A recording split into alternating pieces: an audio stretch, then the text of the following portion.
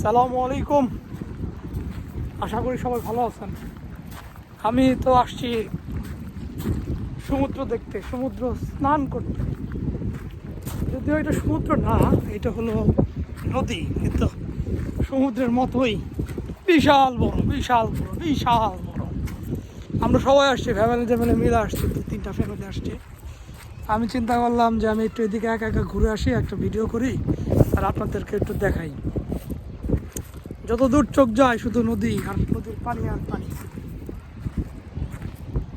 চিন্তা করছিলাম যে গোসল করব, কিন্তু দুঃখের বিষয় যে আবহাওয়া খুব একটা বেশি ভালো না। এখানকার যে গার্ড আছে তারা গোসল করতে দিল না আর কি।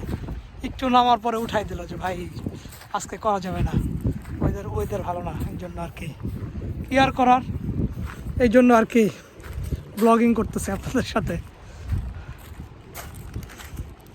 এই জন্য হাঁটতেছি। কী করবো আর বলেন, কিচ্ছু করার নাই।